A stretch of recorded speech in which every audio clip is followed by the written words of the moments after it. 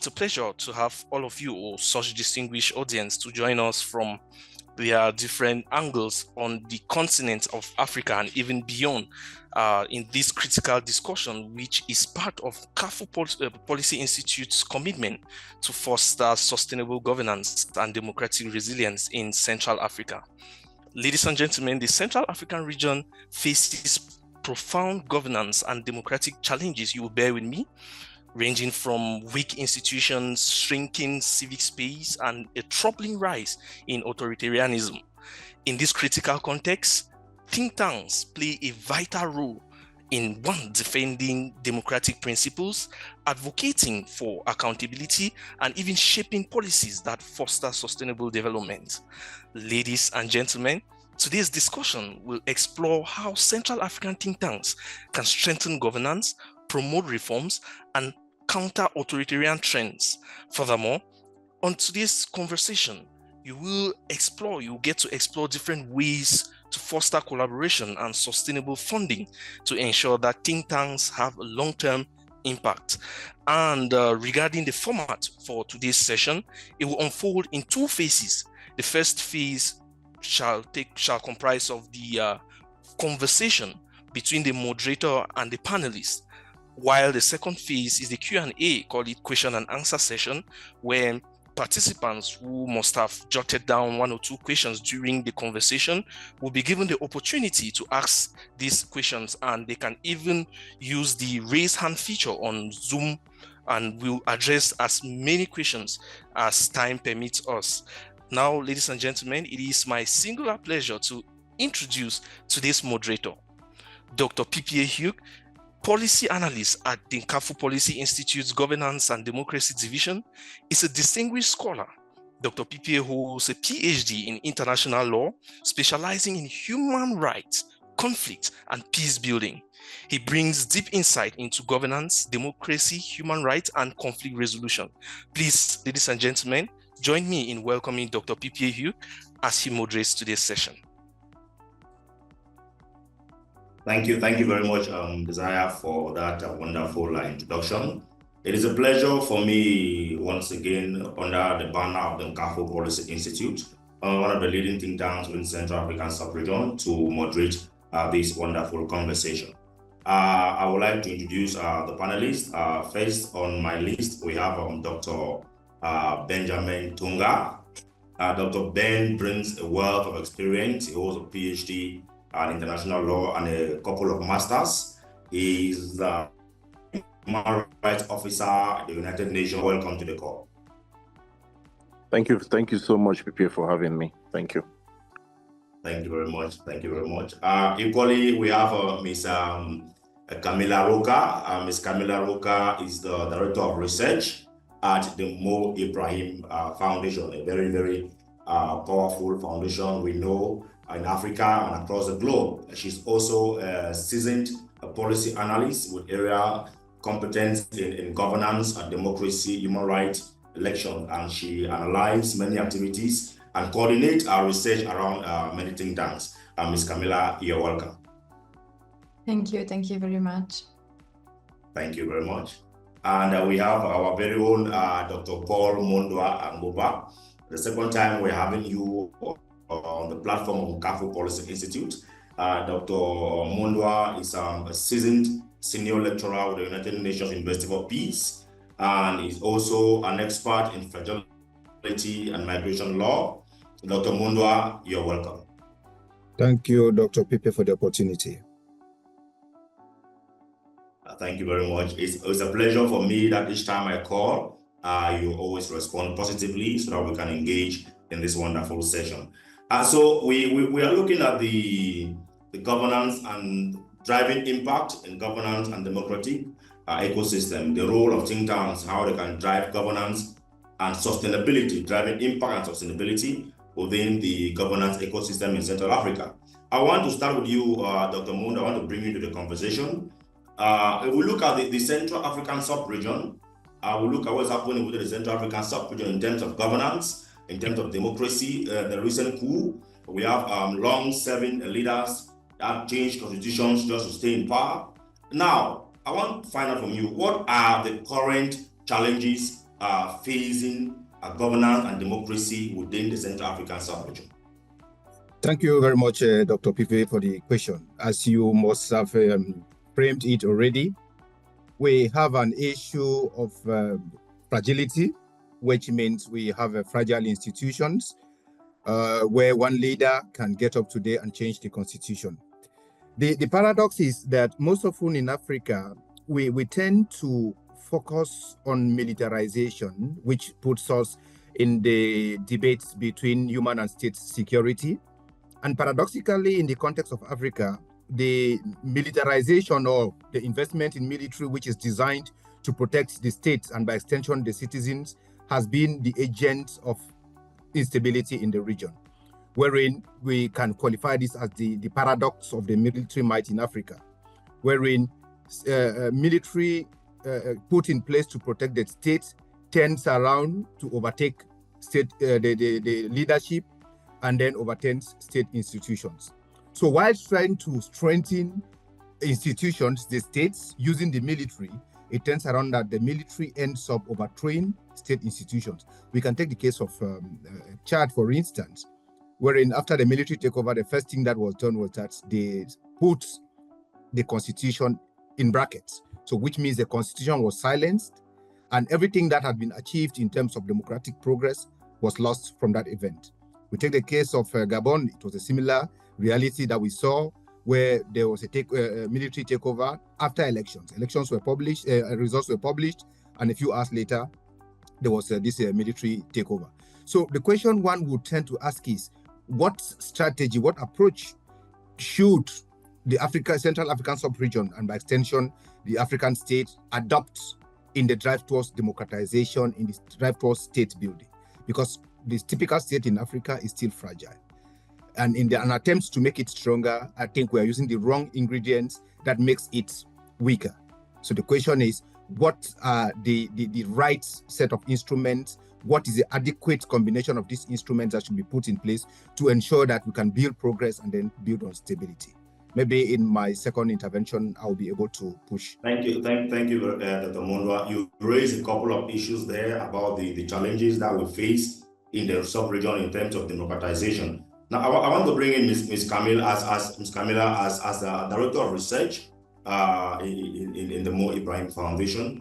Now, how can think tanks, or how can think tanks contribute, in addressing some of these challenges that have been raised by Dr. Mondwa? We agree that there are a plethora of challenges facing the Central African sub-region in terms of driving impact and sustainability. And we know the role that think tanks have to play. These are research centers, independent centers that are there to look at issues and make policy recommendations. So how can think tanks contribute, to address these challenges that have been faced by the Central African sub-region?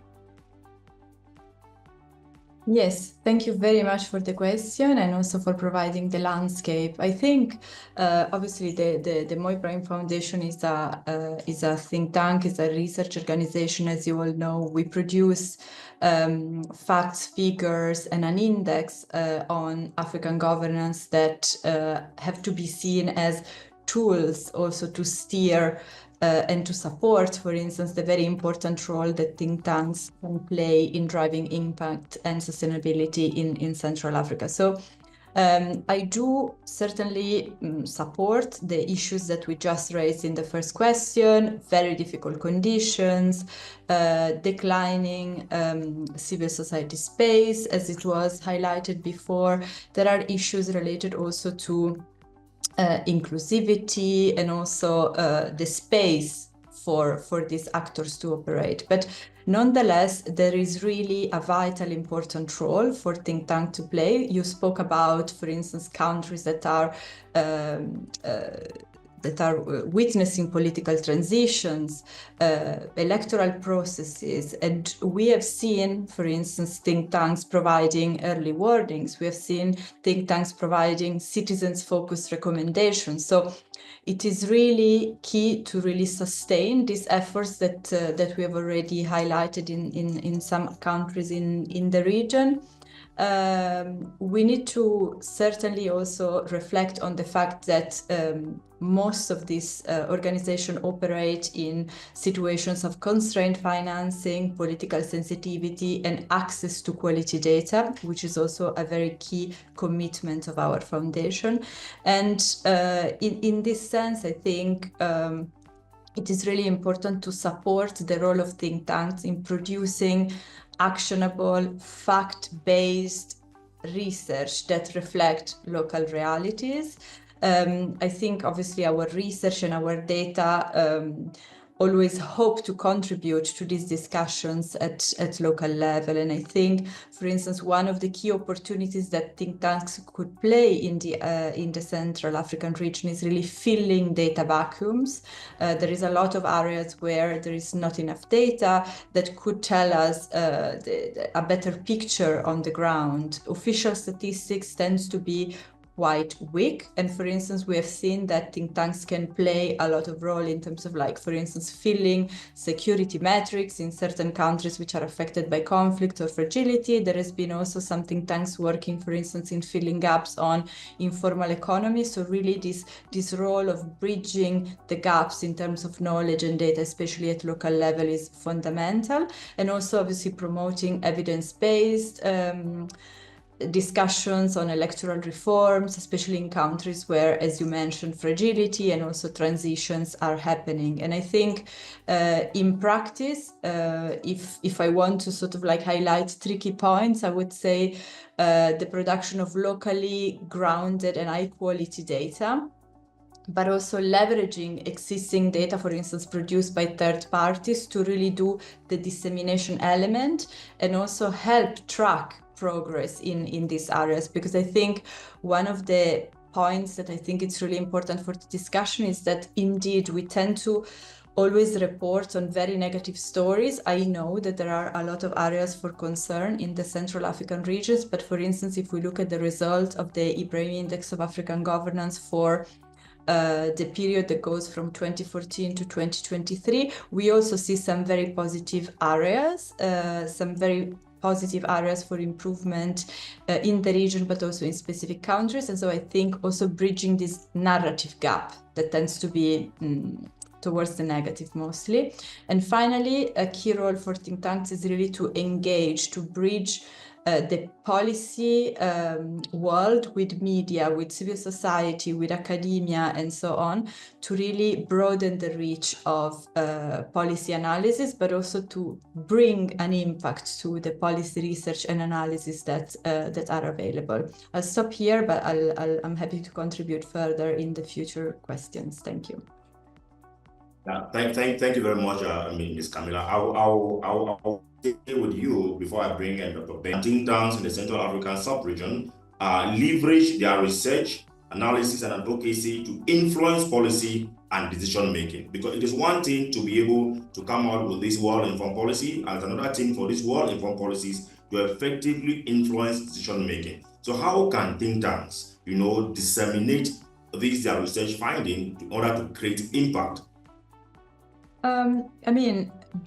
Shall I offer some ideas? But obviously it's a very wide discussion. This, I think, as I said, there is a lot of work to be done in terms of the role of think tanks as a sort of intermediary between the policy world, the decision-making world, but also, as I said, sources of data, sources of information. I would say, for instance, the foundation produces this Ibrahim Index of African Governance, which provides an assessment, let's say, of governance, which is our sort of aggregate, but also we provide very granular data in terms of, for instance, access to health, access to education, but also national security, safety, access to economic opportunities. So one way, very pragmatic way, could be to really monitor these results and ensure that there is an accountability role that is played by think tanks in terms of taking into account the findings of our research and ensuring that, first of all, the general public is aware of these things, but also there is an accountability mechanism in place to constantly monitor performance by governments and by country. And I think there are many ways to do it: dialogues, discussions, but also perhaps also looking at mechanisms in which this discussion can happen more structurally and more frequently. And there are a lot of very good examples, for instance, in which think tanks have played a key role, for instance, in bottom-up participatory budgeting initiatives, but also at local level, for instance, working with municipalities, with law enforcement departments, and really looking at how all these policies are actually implemented at local level. So just some ideas if this is going in the direction that you meant. Thank you very much, Ms. Camilla, for that insight. Now, I would like to bring in Dr. Ben into the conversation. Dr. Ben, are you there with me? Yes, I can hear you, please. All right, thank you very much. Now, looking at Central Africa in particular, we look at the governance and the democratic ecosystem in Central Africa. If we look at the recent elections in Rwanda, where the incumbent won with 90+. We look at the just ended election in Gabon, where the junta turned civilian won with 90+. We look at the situation in DRC and the Central African Republic on stable political and insecurity situations there. Now, what are those opportunities available to think tanks, to be able to create, drive impact and sustainability within this region, taking into consideration the political instability within most of this region? How can think tanks leverage on these opportunities to be able to create or drive impact? Thank you so much, Dr. PP. I think that's a very important question. I just want to also say thank you to the previous speakers, because they kind of laid the foundation for a good discussion. But before we also talk about the opportunities, I think it's also important for us to try and hamper a little bit on the real challenges that think tanks really face within the Central African region. And it's for us to understand that think tanks or civil society organizations, broadly speaking, operate under very dire and challenging circumstances. We are talking about power confiscation, or the indispensable Tetem syndrome, or we're talking about, shrinking of the civic space, or we're talking about violent crackdown, on political opposition or dissent, as the case may be, or corruption and weak institutions, or violent conflicts that are happening all across the Central African region, which affect, the operation of civil society organizations or think tanks. These are the real challenges, and they operate under such difficult and extreme challenges, and it becomes even more difficult, and when Camilla, you asked the question about how, you can narrow down, efforts that are made by think tanks to the local level. You have to also think about bridging the gap between the local population and policy documents. How do you bring them down to the local level? It becomes really challenging if think tanks cannot even operate in a safe space. We are talking about violent laws, for instance, the 2014 anti-terrorism law in Cameroon that cracks down on peaceful protests and critical voices. But again, despite all of these challenges, we can go on and on and on to talk about these challenges. But despite these challenges, I think that there are several opportunities or there are several avenues that think tanks can leverage, to put out their work out there to try and make it reach the local level, to try and achieve the desired effect. One of them would definitely be to explore collaboration, because we are always in this business where we think as organizations we can achieve the feat all on our own. It's all about achieving, that collaboration, fostering collaborations between different organizations. I don't know how many times, organizations in Cameroon are fostering partnerships with organizations maybe in Rwanda or in Central African Republic, because the challenge is cut across the board, whether it's in Cameroon or it's in Central African Republic or it's in Chad we are still talking about the same issues of authoritarianism. So I think that the idea of exploring partnership cannot be overemphasized, whether it's partnership with the academia or it's partnership with grassroots civil society organizations, or it's partnership even with the private sector. You might also think about this partnership and think that perhaps the government cannot be included into it, but state agents can also be included in this kind of partnership. Because if you think about issues of policy reform, if you think about institutional reforms, of course, this has to happen within the government week. So, also engaging in such opportunities or engaging in such avenues to foster collaboration within these different critical stakeholders, can really push the work that think tanks are doing. Another avenue can also be community engagement and localization. And I think this is a very important point, because when we think about community engagement, it's not just about writing policy briefs or white notes. How does this translate to our local communities?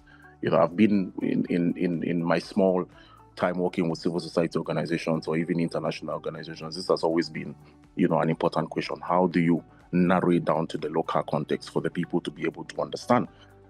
So I think that, exploring, avenues like using local languages or using tools that can reach the local population. Maybe it could be local radios or it could be town halls, to be able to explain, these policy briefs and the research that is conducted by think tanks. That would be able to reduce that policy gap, between policy institutions per se and the local population.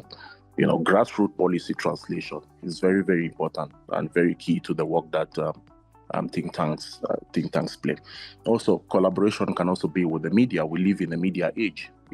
We live in a media age where social media is very, very important. So it's important for us to leverage the use of social media to shine a spotlight or to amplify, voices around democratic principles, fundamental principles, or fundamental human rights as they are enshrined within constitutions of these different countries. So it's very important for us to collaborate with media organizations, but also with artists. You have to try and think about how you can shine a spotlight on some of these stories. It could be storytelling, it could be different theater dreams that can be played out, for local populations to be able to understand. So I think that those are the opportunities that think tanks can leverage, amidst the different challenges that they face as they carry out their activities. I'm happy to come to if there's any need for that. Thank you. Thank you very much, Dr. Ben, for that elaborate explanation.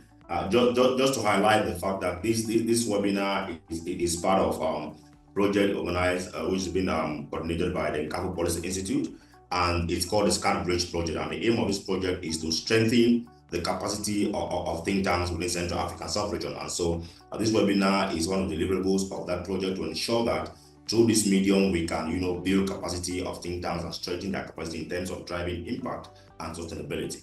Now, Dr. Ben, you talked about technology, so I want to bring in Dr. Mondwa into this conversation now. That the world is a global village, and there is one thing: technology has a very important role to play in driving impact and sustainability. Now, I want to find out how can think tanks leverage on technology and social media to enhance their collaboration and partnership. Thank you very much, Dr. Pipi, for the question. I think before getting to your question, I would want to pick a little from what Dr. Dunga presented, then I would link it from there. We all established clearly that think tanks operate in a very, very complex environment. And the first thing is that what should be the duty of a think tank and how should the think tank work to ensure that it does not create irrelevant oppositions? Because there are moments where instead of getting into advocacy, you have think tanks that go into propaganda. There's a very thin line between advocacy and propaganda. And the moment you miss to stay on the right side, and it becomes a kind of propaganda, either in support or against a government, and this government is the one to create that environment within which you work, this government is the one to give you authorization maybe to organize meetings and things of that sort, it becomes a little complex. So being able to uphold that credibility and uphold the credibility and objectivity of the research we engage in would give us that possibility to secure the space, because we need to secure the space. One other thing that one needs to look at is the kind of commitments a think tank gets into. Unfortunately, we think that democracy should be considered only when there are elections. It's not an event. I see democracy to be an ongoing process, something that keeps on ongoing. So in this whole idea of trying to appreciate democracy in the ex post, that is after elections, I would think that we have to appreciate it in the ex ante, wherein we have these variables other than elections that could be used to appreciate democracy. For instance, as was presented by Camilla, we have the indicators that are published annually. And based on those indicators, we can have that as a starting point. Because when you want to talk about the Democracy Perception Index, it is done annually, but it's not in every year that you have elections. So when you get this information available, and then you talk about dissemination. So look at a think tank as a knowledge factory, wherein you produce goods that have to be marketed to different stakeholders. You want to produce something for the government, you package it for the government. You want to produce something for local community, civil society, and so on. How do you package this and how do you target them? Like we said, with respect to outreach, we are in the technological age. I am somewhere in Europe, you are somewhere in Yaoundé, others are somewhere around the globe, but we are connected together. We have social media, which we cannot avoid today. There is a tilt from the traditional media, which is radio and television, to social media. So when think tanks go into this commitment, when you've had the products, what is the vehicle you use to get these products to the market? What is the vehicle you use to get these products to the consumer? If it's the government, it's obvious. There is a channel, you could produce reports. And the question is, how many people will read such reports? The possibility of summarizing a report into maybe news flash elements that could be shared maybe on social media platforms, that could be shared on websites and things like that would play a huge impact in reaching this the target population. And one other element is we should try as much as possible to see that think tanks go down. I want to look at, they should try and decentralize their efforts. When talking about the aggregate indicators, I think Camilla would support, would have a better explanation on this. When we talk about for instance, the Good Governance Perception Index, it is an index that entails many other things. This breakdown could be taken, for instance, in terms of access to health. And we look at a community that's already affected by disease. For instance, there could be a cholera outbreak. And we take that particular variable and see the specific needs of that community and have that target population focused on that. So if you want to, for instance, communicate within the area of health, how do you get to those who are practitioners in this area? If you want to talk in terms of democracy, which is in terms of elections, how do you get to those who are involved in this area? So I think we have to get specific channels to reach the specific individual whom we want to target with a specific piece of information. Thank you. Thank you very much, Dr. Mulwa. And I'm tempted, you have raised a lot of issues which I want to bring Camilla back into the conversation. There's this issue of, for think tank to effectively succeed and drive impact and sustainability, they must collaborate.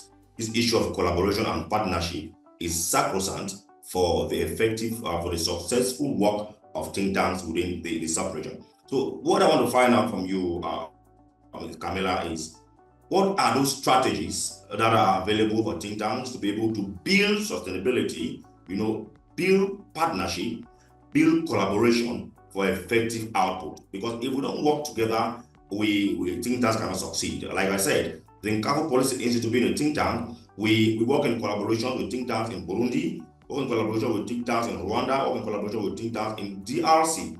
All right. So what are those other strategies that are available for think tanks to be able to utilize so that they can build partnership so that they can together we can drive this impact and sustainability across the sub-region? Because the sub-region is very fragile. It's very fragile. We cannot operate independently. No think tank can boast of operating in isolation. We need collaboration and partnership. So what are these strategies available for think tanks so that they can build this collaboration and partnership? So thank you for the question and thank you for the previous interventions. I just wanted to make, first of all, an important point as a backdrop for this discussion. It is true that, as we discussed, this sub-region is particularly fragile and it is particularly it presents very specific challenges, for instance, when it comes to overall governance, and indeed our index supports those statements from a data perspective. However, when we talk about this general declining civil society space and this general democratic backsliding, it is not a Central African problem. It is not an African problem. We are living in a world where these challenges are common to all countries. Look at what's happening in Western countries that we used to consider very strong democratic strongholds, right? So we need to think about this, because I do believe that, as Dr. Tonga said very rightly, there is need to go down to the local level and look at the policy implementation at the local communities, at the let's say subnational level, for instance. But I think equally, we need to go one level up. And we need to, first of all, create, for instance, in my opinion, a network, for instance, of Central African think tanks. We always collaborate at the foundation, for instance, with think tanks and strategic organizations. And indeed, even in Europe, there is an organization which is bringing together sort of European think tanks working on specific issues. So the first thing is really to think about a network. If you look at building a Central African network of think tanks, it's also very easy to create links to those instruments and bodies that belong to the African Union, for instance. Like you have a specific regional body that is working on certain electoral, for instance, security issues. And so that would be also very interesting. It would open up very interesting opportunities to engage. And then obviously there are, as I said before, in this strategy of collaboration, there is really the need, as I said, to look at the region, but beyond. And so then you could also look at collaborating with think tanks across Africa and outside of Africa. Because I don't think, as I said, these challenges really belong to the continent, and it's very dangerous to just silos all these problems to Central Africa, because these are challenges that, as I said before, a lot of countries are facing. So one thing, to summarize, basically, one thing is really building coalitions, and it could, for instance, be this network of Central African think tanks. Another point that I wanted to make is really like this knowledge broker role that we just discussed in this earlier intervention. There is a lot of knowledge out there. We build an index, as I said, that can be looked at as a governance index, but also it offers insights into so many very narrow and granular points. Social protection, health, education, it's really, really a lot of data.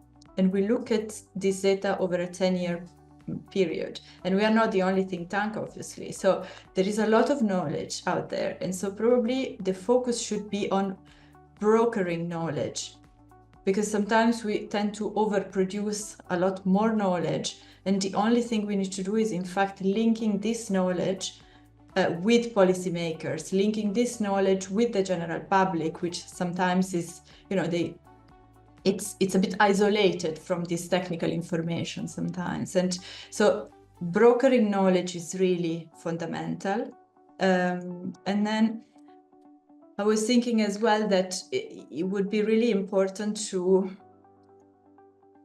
convey messages at global, at African stage as well, because sometimes we always say we need more sort of like understanding of how things are happening on the ground. There are a lot of processes that discuss, for instance, donor policies and EU-Africa collaboration and all that, and all these sort of like structures for collaboration include very specific systems and mechanisms for consultation with think tanks.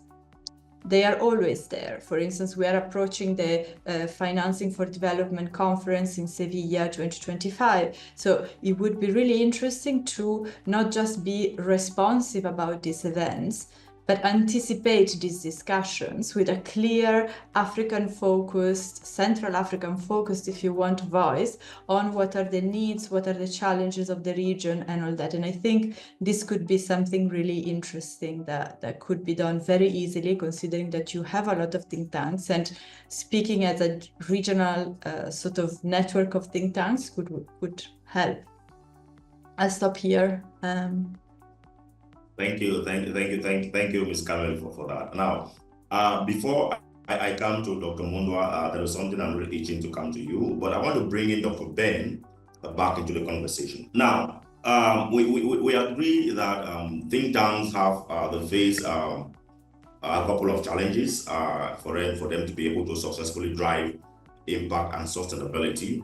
One of those challenges we all know is the issue of finance, human resource, infrastructure, institutional limitations. So I want to find out from you. You've worked with Civicus, who are advocating for the issue of the shrinking of the civic space. You've also worked with Charter, the Center for Human Rights and Democracy.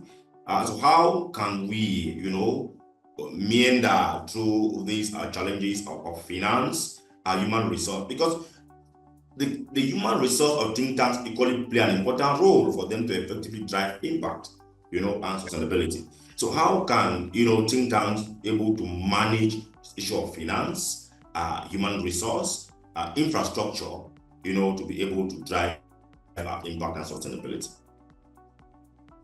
Yeah, thank you so much for the question. I think that's a very important question, because funding activities is also very critical to the role that think tanks can play to drive, democratic principles, and values. One thing that I would also mention which I had previously stated, was the need for collaboration. And I think that the need for collaboration can also fall into the aspect of forced funding or sourcing for funding within organizations. So when two organizations or three or more organizations are able to apply for funding, it speaks more volume than when one organization is applying for funding. I remember during my time with Civicus, I was running a campaign called the Stand As My Weakness campaign, which was basically a funding opportunity for civil society organizations to shine a spotlight on human rights defenders who were in prison all across the world, and we're paying more attention to organizations who are partnering, with different organizations in different localities, in different countries, because that way, the idea is that there is more reach to the local population. There is, the efficiency is likely to be enhanced, as opposed to when one organization is applying for funding. And I think that also one critical thing that we also have to think about is also understanding that think tanks have different prowess, they have different powers. So within the funding milieu, it's also identifying what a particular think tank can do. I think Dr.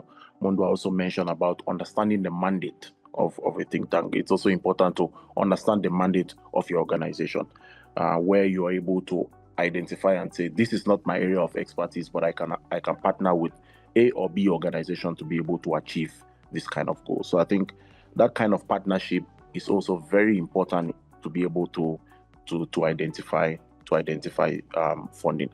But also, it doesn't just suffice for you to apply for fundings, with different organizations. Organizations also want to see that there is a track record that you have been working and partnering with different organizations. Even during our time in Civicus, when we're also applying for funding, we had developed something called the Civicus Monitor.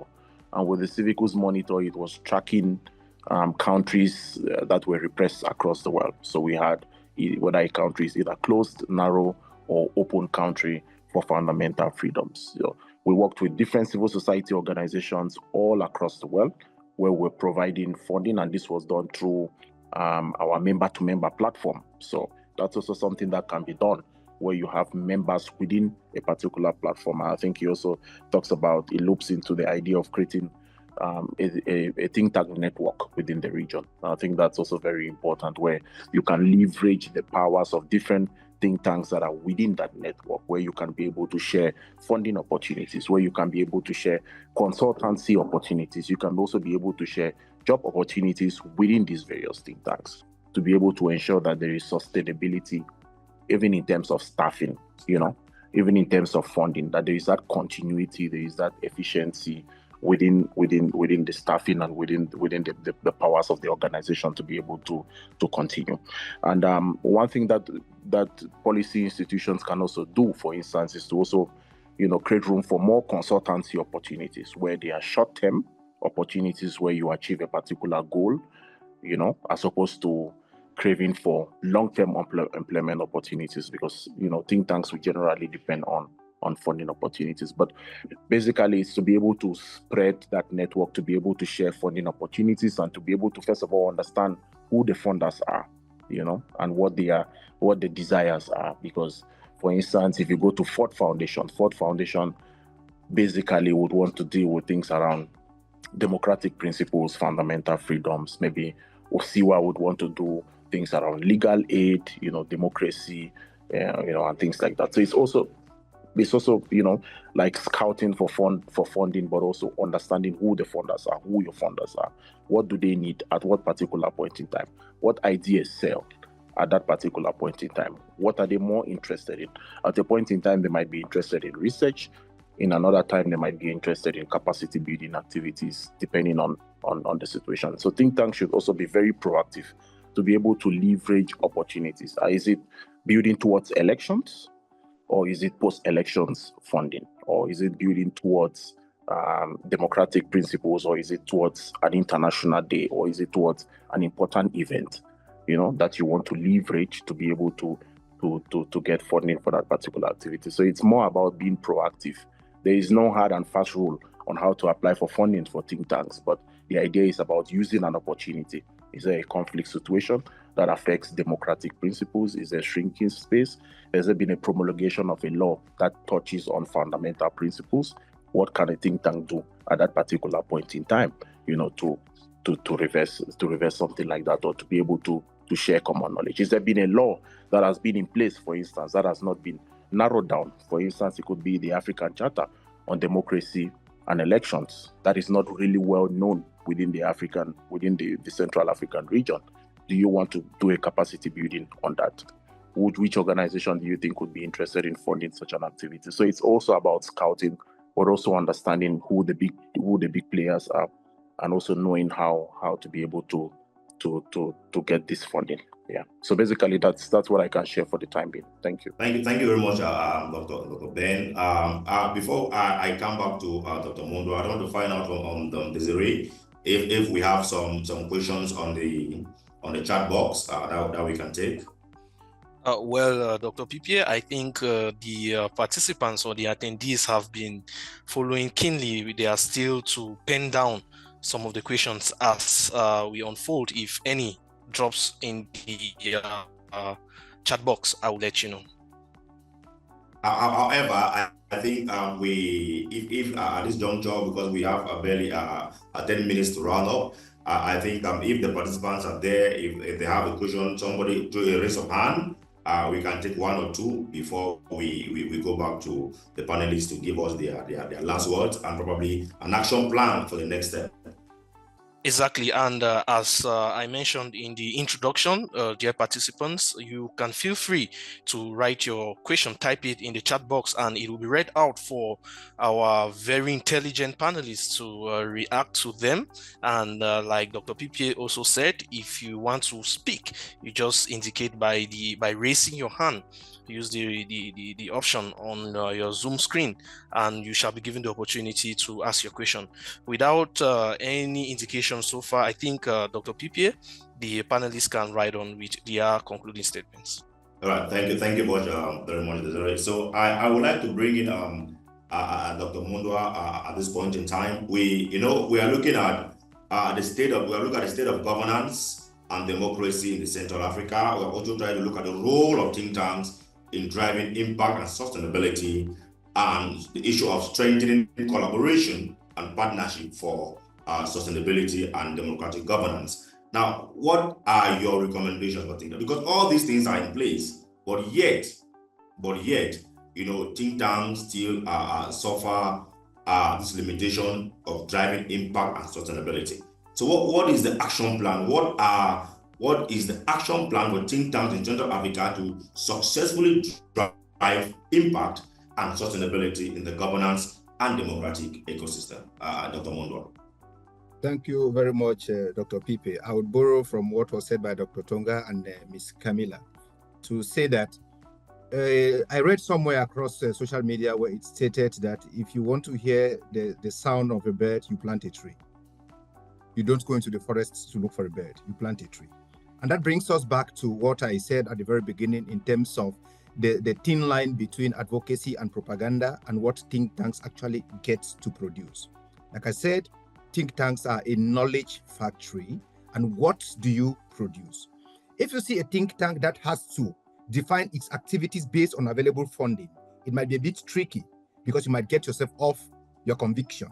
There is a vision of a think tank. Your vision is we want to work on these issues to ensure that we improve on living standards of Cameroonians, of citizens. Sorry, I had to be specific on Cameroon, within the sub-region. And suddenly there is funding that has to talk about elections. And you tilt your attention into that advocacy for elections, which would end up having elections without democracy. You've got the funding, but you've not delivered on your vision. So the point is, the think tanks should be dynamic yet consistent in what they are doing. There is a vision that defines a think tank. We want to work on advocacy for human rights protection. We want to work on advocacy for promotion of democracy, transparency, and what have you. So when you get this line, for sure they are interconnected, but you have a main line of action, and that is where the issue of collaboration comes to play. If there is a line of action for which you have the competence already in-house, you can't train your staff to become experts in, let's say, social protection overnight if they are working in areas that have to do with elections. So you don't have that competence. But if you follow the funds, that is like going into the forest to get the sounds of the bird, then you fail in planting that tree. So when you get the tree that attracts the birds, then you are sure of being sustainable in that area. So it's a question of understanding what your strengths are. Dr. Mondwa, before you round up, I think we have a hand up or a question in the chat box. Desiree, please, can you take that for us so that the panelists can address that before we go? Okay, we have this question from Tanya Bandula Ewing. Tanya says financial and human resource challenges were noted. Given IDRC's focus on supporting research ecosystems, where are the most urgent capacity gaps we should target in research and think tank space? Is it data science? Is it policy translation? Is it community engagement? Or is it human resources or support works? That is the first question from Taya Bandula. I think we could react to this question before we listen to Evans Abondo, who has raised his hand for quite a time, some time now. All right, so Dr. Mondwa or Dr. Ben, Ms. Camilla, who is going to take that question for Tanya? Maybe since my mic was open and I was there, I should maybe give my view on that. Then I'll hand over to Ms. Camilla and Dr. Tonga. Like I was saying, each think tank would have its own specific reality in response to the environment in which it finds itself.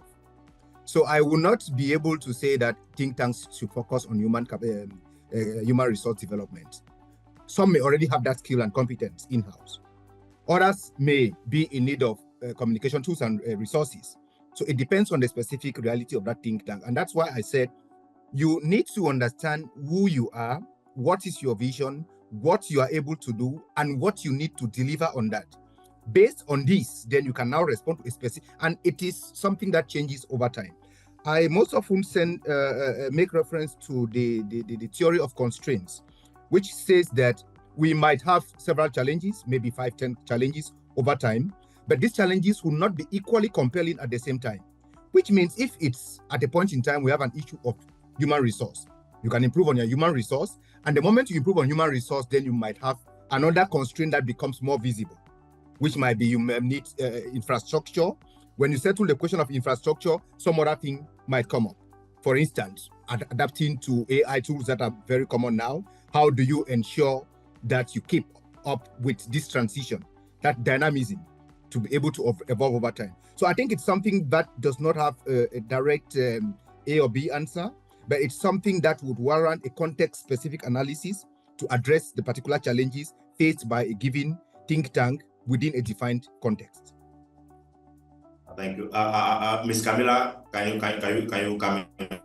Yeah, perfect. Yeah, You're back. Yeah, I lost you for a second. Yeah, I do feel that indeed it's very difficult to narrow down one specific point. Okay, so I will just reiterate one fundamental takeaway for me, which is coalitions. I'm a very big fan of like structured coalitions, because we need like a stronger voices, and stronger voices cannot be multiple and cannot be fragmented. So I in my opinion, for instance, seeing like a Central African think tank network could really help solve some of these issues.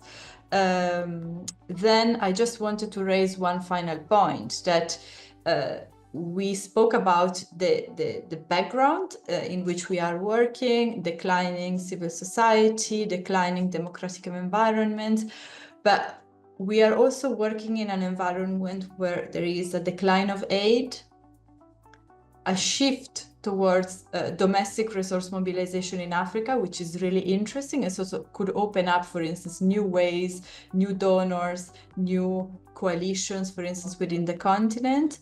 And another point that I also wanted to raise that we touched upon but not spoken enough about, it's also the declining trust.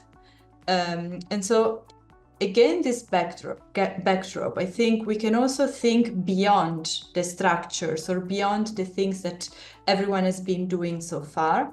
There is certainly need for new governance paradigm, because citizens' demands are only going to increase. Demand for democracy is only going to increase. If you look at Afrobarometer research, they are like big friends of the foundation. This is what people want. Africa is no different in that sense. So we need to find new ways to, in my opinion, again, create stronger coalitions, brokering evidence, not necessarily building new research, but make very good use of the research that is already out there, rebuilding trust, connecting societies, organizing, for instance, mechanism of consultations with citizens and all that. And finally, also, I do believe that there is a strong role for think tanks in being architects of better policies, because if you bring together these coalitions, if you broker knowledge, if you sort of like build this trust gap in societies, automatically you will have like stronger actors that are able to bring a stronger voice in terms of like not only monitoring policies from governments and so on, but also speaking to, as I said, continental organizations and international organizations, and ultimately influence global and African and local policies. So it's very broad points and very forward-looking. Thank you very much. Thank you. So, Desiree, I'll bring you in. If the hand is still up, we'll take that question, then Dr. Ben will conclude on that. We had Mr. Evans, whose hand was raised a few minutes ago, but unfortunately there seem to be some issues with his connection, so we invite him to come right back. Apart from that, there's no other question in our chat box. I think the panelists can round up and we conclude the webinar. All right, so if we cannot get Evans, then Dr. Ben, your final words. Yeah, I think this has been an enriching experience, but you made mention of I think you said action plan and the next steps for think tanks, right? Yes. Okay, correct. So I think this can be divided into into basic three steps. It could either be short-term goals or medium-term or long-term, to be able to achieve the desired result. So I think the overhauling point, which I would like to re-echo for the short term, is to try and create a Central African network of think tanks, that focuses on shared advocacy and joint ventures or joint publications. And I think that's a very important point. I think that has been one of the points that has re-echoed throughout this webinar. I know that there's already several indexes and barometers and studies on democracy within the continent and globally, but also maybe it's also important that think tanks within the region can create some sort of a regional democracy barometer that would help narrow down the challenges that think tanks, organizations, or civil society organizations face within the Central African region. That would be able to help localize or narrow down, efforts that are made by these organizations, if not for anything, for the purpose of their proximity, their closeness to, the very problems and the challenges that we are talking about, so it's important for them to think about common strategies, leverage common opportunities that would help address some of the challenges that they face. For long-term goals or medium-term goals, it's also trying to engage more into capacity building activities, because I think that there's still a knowledge gap, in terms of democratic principles. There's still a knowledge gap in terms of, close and shrinking civic space within the Central African region or within Africa, or even as Camilo said, globally speaking, there's still that need to advance knowledge in that area. But I also think most importantly, for a long-term goal that noted in my notes, that it's also important that we try to institutionalize the efforts that are made by think tanks. When we talk about research, it's very important that we try to institutionalize it in the sense that the think tanks can also be part of, different commissions. It could be election commissions, it could be truth commissions, it could be different avenues. Think tanks can use that opportunity to be able to institutionalize their activities. They can also be part of different networks. It could be through ACAS, or it could be through, through different regional mechanisms, reporting through different regional mechanisms to be able to leverage.